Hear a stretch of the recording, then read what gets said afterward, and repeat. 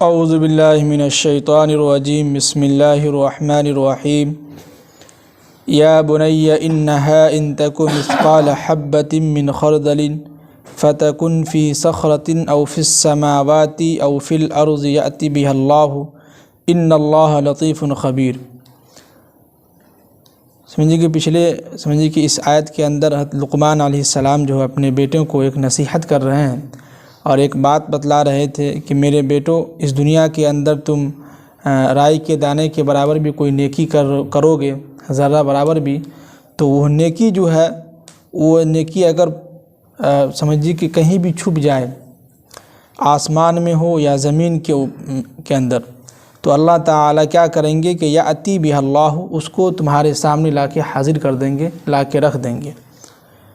اور آگے بھی فرمایا کہ ان اللہ لطیف خبیر، بے شک اللہ تعالیٰ باریک بھی ہیں اور ہر چیز کا خبر رکھنے والا ہے، یعنی رائے کے دانے کے برابر کو بھی اللہ تعالیٰ اس کو جو ہے تمہارے سامنے لا کے رکھ دیں گے اور ان کو بھی جو ہے وہ چیزیں نظر آتی ہیں۔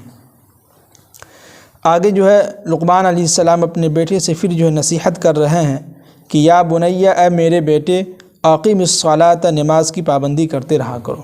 کیا ہے؟ نماز کی پابندی کرتے رہا کرو، اور وَأْمُرْ بِالْمَعْرُوفِ، اور لوگوں کو جو ہے نیکی کا حکم دیتے رہو، یعنی نیک کام کرنے کی دعوت ہمیں دیتے رہنا ہے۔ ہر کوئی بھی کام ہو، نماز کے تعلق سے ہو، روزہ کے تعلق سے ہو، کوئی اگر غلط کام کر رہا ہے اس کو ہم منع کر سکتے ہیں، اور ہمیں حکم دے رہے ہیں کہ ان کو تم جو ہے منع کرو، ان کو نیکی کا حکم کرو۔ اور آگے یہ بھی فرمایا کہ وَانْهَ عَنِ الْمُنْكَرِ، اور اگر کوئی شخص برائی والا کام کر رہا ہے تو ہمیں کیا کرنا ہے؟ اس کو روکنا ہے۔ کوئی اگر غلط کام کر رہا ہے تو ایک مرتبہ ان سے جو ہے بات کر کے ان کو جو اس کام سے روکنا ہے ان کو۔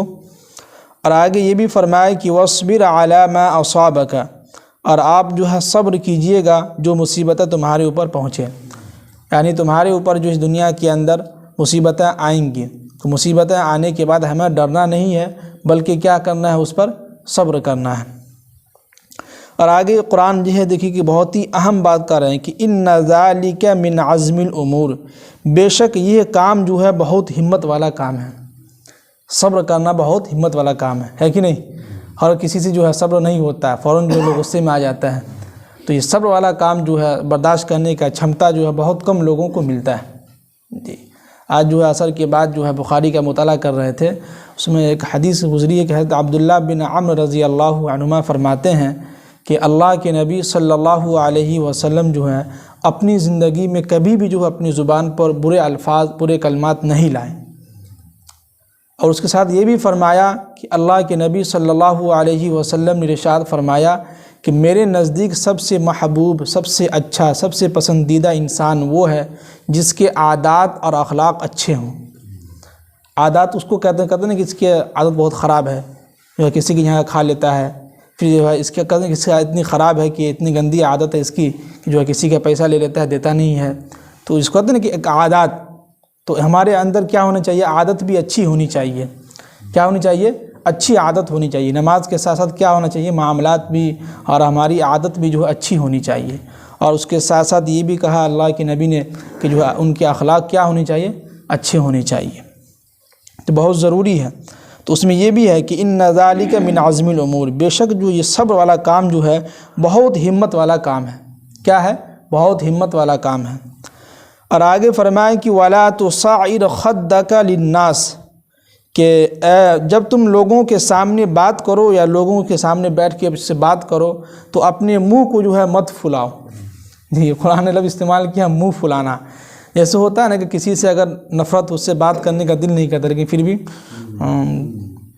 منہ پھلائے رہتے ہیں، اسی کو قرآن نے جو ہے لقمان علیہ السلام اپنے بیٹے کو نصیحت کر رہے ہیں، جب تم لوگوں سے بات کرو یا کسی مجلس میں بیٹھے رہو، کسی کی اگر تعریف ہو رہی ہو تو اس وقت کچھ لوگ ہوتے ہیں منہ پھلاتے ہیں، خالی اسی کی تعریف کرتے ہیں، تو یہ بھی نہیں کرنا ہے ہمیں، بلکہ سن لینا ہے اچھے انداز میں، منہ کو پھلانا نہیں ہے۔ جی، اور آگے یہ بھی کہا کہ وَلَا تَمْشِ فِي الْأَرْضِ مَرَحًا، اور تم زمین کے اوپر جب چلو تو گھمنڈی سے اترا کر مت چلو۔ کیا ہے؟ اترا کر نہیں چلنا ہے۔ جیسے کچھ لوگ ہوتے ہیں زمین میں جب چلتے ہیں تو چپل کو گھسیٹتے ہوئے چٹ چٹ چٹ چٹ گھسیٹ لے کے چلتے رہتے ہیں، تو ایسا چلیں کہ یہ عاجزی کے ساتھ ہو اور لوگوں کو معلوم بھی نہ چلے کہ بندہ یہاں سے کوئی گزرا ہے۔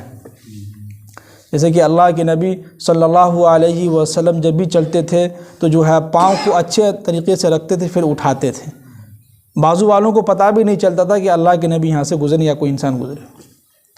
تو ہمیں کیا کرنا ہے، زمین کے اوپر جب بھی چلنا ہے گھمنڈی سے نہیں، نہ اترا کے چلنا ہے، بلکہ بالکل اچھے انداز میں چلنا ہے۔ اور آگے فرمایا کہ ان اللہ، بے شک اللہ تعالی، لا یحب، پسند نہیں کرتا ہے، کل مختال فخور، جو لوگ یہ سارے کام کرتے ہیں، یعنی جو لوگ لوگوں کے سامنے جب بات کرتے ہیں یا لوگوں کے مجلس میں بیٹھے رہتے ہیں تو منہ پھلاتے ہیں اور جو ہے زمین کے اوپر گھمنڈی سے چلتے ہیں، تو ایسے لوگوں کو اللہ تعالیٰ کیا ہے، پسند نہیں کرتے ہیں۔ اب آگے فرمایا کہ وقصد فی مشئک وغضض من صوتک۔ اب دیکھیں قرآن بہت اچھی سمجھیے کہ ایک ایسی چیزیں بتلا رہا ہے کہ وقصد فی مشئک، کہ میرے بیٹے جب تم چلو تو درمیانی میں چلو۔ کیا مطلب، جب ہم راستے میں سفر کر رہے ہوں یا مسجد کی طرف آ رہے ہوں یا کہیں جا رہے ہوں تو ہمیں قرآن حکم دے رہا ہے کہ ایسا چلو، نہ زیادہ تیز بھاگو نہ زیادہ آہستہ چلو۔ جب تیز بھاگیں گے تو انسان کے چال بدل جاتا ہے، کہ عجیب سا لگتا ہے، دیکھو کیسا انسان بھاگ رہا ہے تیزی میں۔ اور اگر کچھ لوگ دھیرے دھیرے چلتے رہتے ہیں، ایسا لگتا ہے کہ مریض ہے، 10 سال کا جو ہے، ان کو 10 سال کا مریض ہے، ایسا لگ رہا ہے کہ جو ہے بوڑھے ہو گئے ہیں ابھی سے، ایک دم دھیرے دھیرے چل رہے ہیں۔ تو ایسے چلنے سے بھی منع کیا اللہ کے نبی صلی اللہ علیہ وسلم نے، بلکہ یہ کہا کہ فی مشئک، بالکل درمیانی چال چلیں، ایسا چال چلیں کہ دیکھنے والوں کو یہ لگے کہ یہ بندہ کسی مقصد سے، یا یہ بندہ جو ہے بیزی ہے، جو اپنا کسی مقصد سے کہیں جا رہا ہے۔ لوگوں کو یہ بھی نہ لگے کہ جو ہے وہ کیسا انسان ہے، یا اتنا دھیرے بھی نہ چلیں جس سے لوگ جو ہے عجیب طرح ہم کو جو ہے لوگ بات کہیں، تو بلکہ ہمیں کیا کرنا ہوگا، درمیانی میں چلنا ہوگا، ایسا چلیں جس سے لوگوں کو معلوم لگے کہ ہاں کوئی انسان کا بچہ جو ہے، کوئی اچھا انسان جو ہے جا رہا ہے نماز کے لیے یا کہیں بھی۔ اور آگے یہ بھی فرمائے کہ وغضض من صوتک، اب قرآن جو ہمیں یہ حکم دے رہے ہیں کہ اپنی آواز کو پست کرو۔ کیا ہے، پست کرو، آہستہ آواز میں بات کرو۔ کچھ لوگوں کی عادت ہوتی ہے جو خوب چلا کے بات کرتے ہیں، تو قرآن ہمیں حکم دے رہا ہے کہ آپ آہستہ آواز میں بات کیجیے۔ اب اتنا بھی آہستہ نہ ہو کہ جو ہے سامنے والا سنے ہی نہیں، بازو میں بیٹھا وہ سنے ہی نہیں، اور اتنا بھی کس کے نہ بولیں کہ لوگوں کو جو ہے ڈر محسوس ہو گیا، کیا ہو گیا یار۔ تو کچھ لوگوں کو ہوتی ہے کہ جو ڈر محسوس ہو جاتا ہے، تو ہمیں قرآن یہ حکم دے رہا ہے کہ وغضض من صوتک، کہ آپ اپنی آواز میں تھوڑی سی نرمی لائیے، اتنے آواز میں بولیے کہ جو ہے لوگ بھی سن جائیں، جو لوگ نزدیک میں ان کو تکلیف بھی نہ ہو، جو لوگ دور میں ان تک آواز کیا ہو، پہنچ جائیں۔ اب آگے کہہ رہے ہیں کہ ان انکر الاصوات لصوت الحمیر، اللہ اکبر۔ قرآن کہہ رہے ہیں کہ بری آواز میں سب سے گھٹیا آواز ان لوگوں کی جو گدھے کی طرح آواز نکالتے ہیں۔ سمجھ رہے ہیں، جو لوگ چلا کے بات کرتے ہیں، کہیں بھی کسی کے سامنے ایک دم خوب چیخ چلا کے بات کرتے ہیں، قرآن نے ان کے الفاظ کو، ان کی آواز کو گدھے سے تعبیر دیا، کہا کہ ایسے لوگوں کی آواز گدھے کی طرح ہے، سمجھے کہ یہ گدھا ہی ہے، یوں کہہ لیجیے آپ۔ تو بتلائے کہ ہمیں کئی سارے لوگ ایسے اتنا چلا کے بات کرتے ہیں، ہے گبریا پر لیکن آواز جو ہے میر حسن چوک پر تک آ رہی ہے، اتنا چلا کے بات کرتے ہیں۔ کبھی کبھی جو مسجد کے اندر بھی لوگ اتنا چلا کے بات کرتے ہیں، ڈر بھی جاتے ہیں کچھ لوگ۔ تو ایسی آواز نکالیں جس سے جو ہے لوگوں کو بات سمجھ میں بھی آ جائے، نہ زیادہ تیز ہو نہ زیادہ آہستہ ہو، بلکہ درمیانی آواز میں لوگوں سے بات کریں۔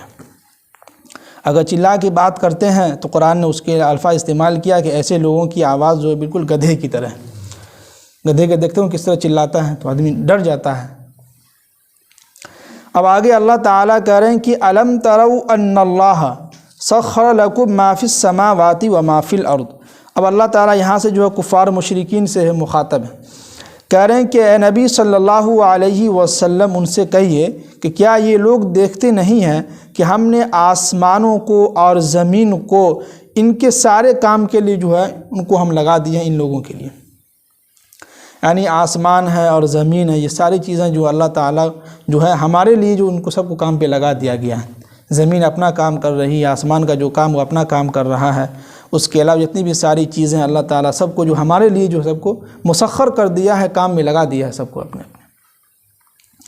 اور آگے یہ بھی کہا کہ وَأَسْبَغَ عَلَيْكُمْ نِعَمَهُ ظَاهِرَةً وَبَاطِنًا، اور اللہ تعالیٰ نے تمہارے اوپر جو ہے ظاہری اور باطنی نعمت بھی تمہارے اوپر ظاہر کر دیا ہے، تمہارے اوپر نچھاور کر دیا ہے۔ کیا مطلب کہ اللہ تعالیٰ نے تمہارے اوپر ظاہری بھی اور باطنی بھی، ظاہری یہ ہے کہ اللہ نے ہمیں 2 آنکھ دیے ہیں، 2 کان دیے ہیں، پھر باطنی یہ بھی ہے کہ ہمارے دل کے اندر جو ہماری سینوں کے اندر دل ہے وہ اگر صحیح رہتا ہے تو سمجھے کہ پورا جسم کیا ہے، بالکل صحیح رہتا ہے۔ تو اللہ تعالیٰ نے ہمیں ظاہری بھی اور باطنی بھی جو ہے نعمتوں سے نوازا ہے، اور خوب اللہ نے نعمت دیا ہے، کیا ہے، خوب نعمت دیا ہے۔ اور آگے یہ بھی کہا کہ وَمِنَ النَّاسِ مَن يُجَادِلُ فِي اللَّهِ بِغَيْرِ عِلْمٍ، لیکن پھر بھی کچھ لوگ ایسے ہیں، لوگوں میں سے ایسے ہیں جو اللہ کے بارے میں بحث و مباحثہ کرتے ہیں، کیا ہے، کہتے ہیں کہ نہیں ہم اللہ کو نہیں مانیں گے، ہمارے تو سامنے جو بت ہے اس کو ہم اس کی عبادت کریں گے، اس کی پوجا کریں گے ہم۔ اور فی اللہ بغیر علم، جبکہ اس کے اندر کچھ علم بھی نہیں ہے، کیا ہے، نالج بھی نہیں ہے، بغیر علم کے کچھ بھی اللہ کے بارے میں باتیں کر رہا ہے۔ اور ولا ہدن، اور نہ ہدایت پر ہے، اور ولا فی کتاب منیر، اور نہ ان کے پاس کوئی روشن دلیل والی کوئی کتاب بھی ہے۔ تو کفار مشرکین کے سامنے اس وقت تو کوئی کتاب بھی اس کے پر نازل نہیں ہوئی تھی، نہ اس کے پاس کوئی دلیل تھا، نہ ہدایت تھی، کچھ بھی نہیں تھا، بغیر علم کے جو اپنے من سے کہتا تھا کہ ہم جو ہیں کیا ہے، ان بتوں کی جو ہے پوجا کریں گے۔ دیکھیے کہ ایک پورے رکوع کے اندر اللہ تعالیٰ لقمان علیہ السلام کا تذکرہ کیے ہیں، اور لقمان علیہ السلام سمجھیے کہ توحید کے تعلق سے اپنے بیٹوں کو نصیحت کیے ہیں اور ہم تک یہ پیغام پہنچائیں۔ پھر اس کے بعد اللہ تعالیٰ جو سمجھیے کہ اپنے مشرکین بندوں کے سامنے جو ہے اپنی ایک نشانیاں دی ہیں، کیا تم دیکھتے نہیں ہو ہم نے آسمان کو اور زمین کو، ساری چیزوں کو تمہارے لیے ہم نے مسخر کر دیا ہے، سارا کا سارا کام تمہارے لیے کر رہا ہے ساری چیزیں۔ پھر ہم نے تمہارے اوپر ظاہری بھی یعنی کہ اوپر کا حصہ بھی اور باطنی اندرونی حصہ بھی تمہارے اوپر ہم نے خوب نعمتیں جو ہے نچھاور کر دیا، خوب تمہارے اوپر ہم نے نعمت کی بارشیں کی ہیں۔ اس کے باوجود بھی لوگ کیا کرتے تھے کہ اللہ کے بارے میں جو ہے بغیر علم کے لوگوں سے بحث و مباحثہ کرتے تھے، نہ ان کے پاس کوئی ہدایت کی کتاب تھی، نہ روشن کی کوئی کتاب تھی، روشنی دکھانے والی جو ہے کوئی کتاب تھی۔ اللہ تعالی ہم سب کو عمل کی توفیق نصیب فرمائے، آمین۔ سبحان اللہ بحمدہ، سبحانک اللہم وبحمدک۔